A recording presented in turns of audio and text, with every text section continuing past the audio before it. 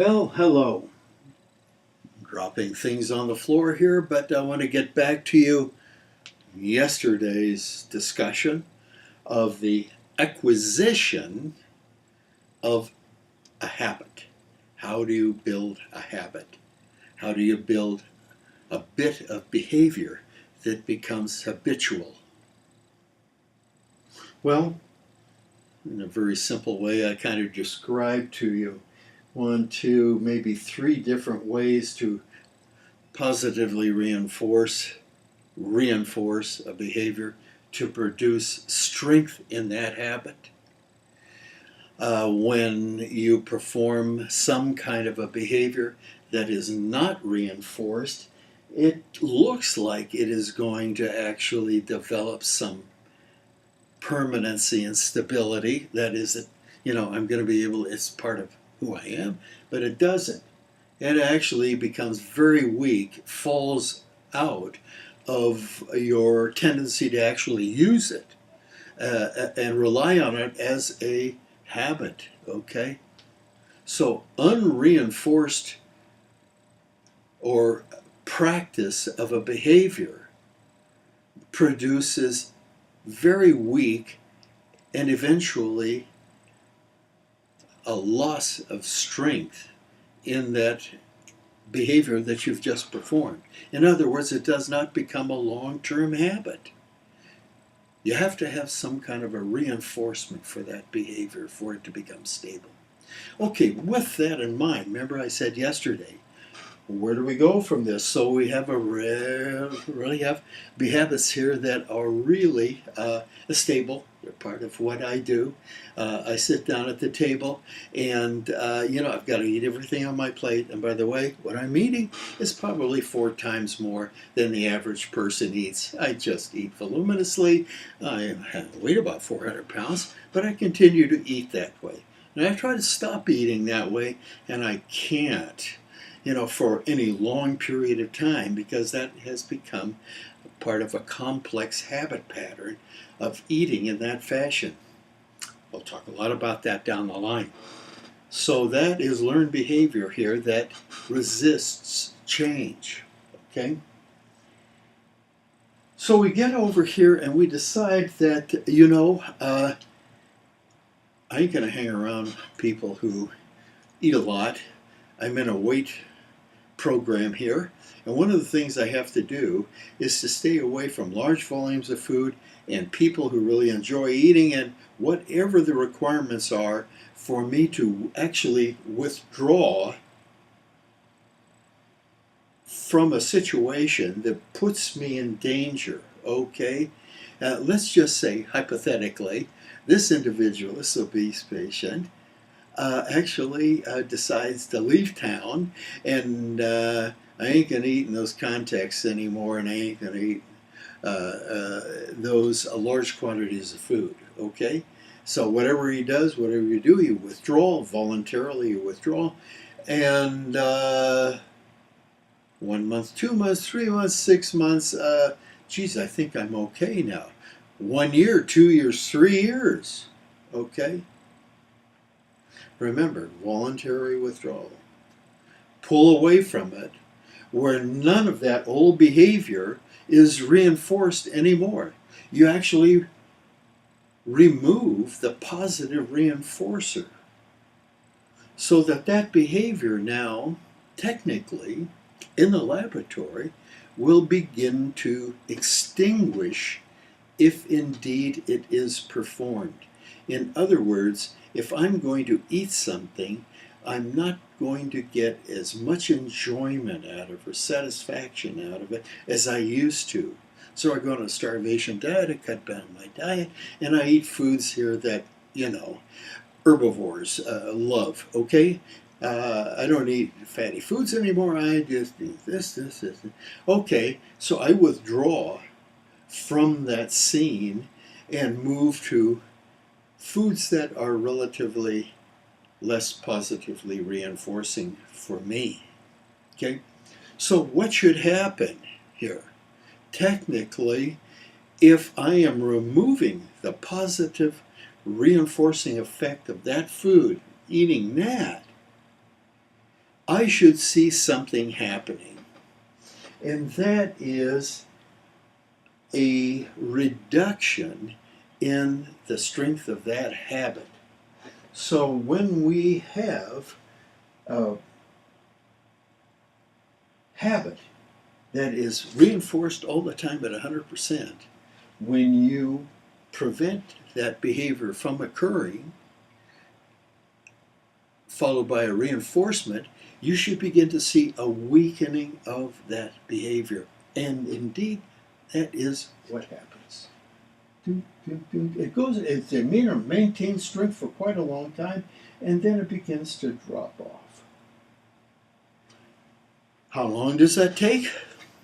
It takes weeks, months, sometimes years, okay? For the strength of that habit, which supports obesity, for example, to actually begin to weaken. And as I say, I just don't feel like this is part of my habitual routine anymore. I feel okay.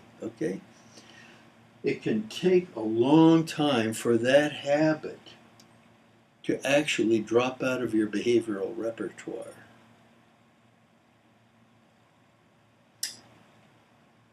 What if we take a look at what happens during a 50% variable reinforcement ratio reinforcement program of that habit, that behavior, okay?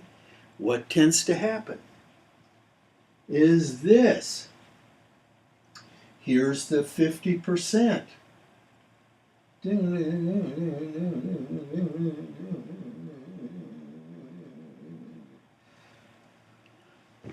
It takes a lot longer to extinguish. When you perform that without a reinforcer, it's called experimental extinction in the laboratory. You can produce that easily in laboratory situation and in this laboratory situation. Same thing, okay? You can produce the same thing you can with your animals in the laboratory. We all learn the same way, okay? Okay, so gradually the strength of this is quite strong and sustained as a function of that. Now, what happens when you are variably reinforced for a behavior, okay? Variable reinforcement, variable interval, or variable ratio reinforcement schedule. Depending upon the ratio, how often you're reinforced, how little you're reinforced for performing it X number of times, this is what happens. Here we are, variable ratio.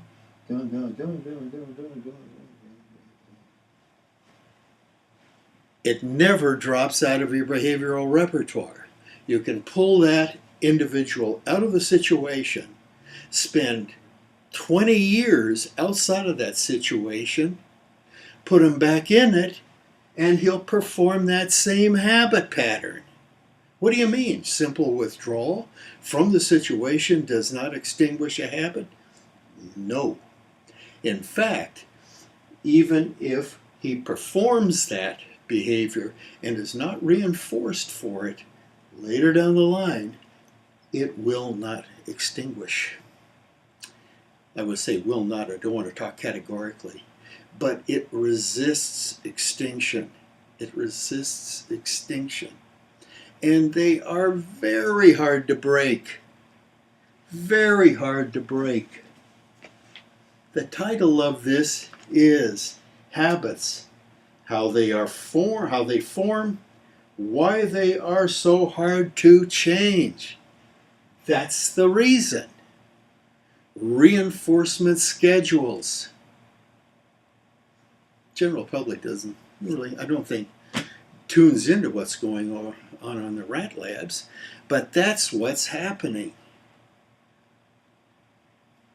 I'll have a lot more to say about the practical side of this, because the implications for this kind of conditioning are profound for those who have long-term chronic conditions that seem to be irreversible, including obesity and many other medical conditions. Remember, the nervous system learns. That's what this is. It is a demonstration of the malleability of our central and our autonomic nervous systems to actually change as a consequence of their relationships to the environment and the effect the environment has on the nervous systems. You know what that's called? Learning. We learn. And if the nervous systems learn, the organ systems learn. We learn. The organ systems learn. They have to. They're connected to nerve networks that actually change their function as a function of their relationship to the environment. Okay? Psychophysiology. We'll talk some more about the implications of this and a lot of other things in the next 2 sessions on habits. Gets a little heavy, but I'm going to tell you, for those of you who have actually, if you've taken a college course, an intro course in psychology, okay, survey course, real interesting, covers wide fields of psychology. You begin to realize it's not all clinical. Most of it is experimental, and you never hear about that. That's 90% of the field, maybe 95% of the field. Interesting stuff going on when you take a look at the survey books. But there are 2 chapters in the middle of that survey book that I consider to be the most valuable chapters in that text. And they have to do with classical conditioning and instrumental conditioning. Anybody still have your old intro psych book?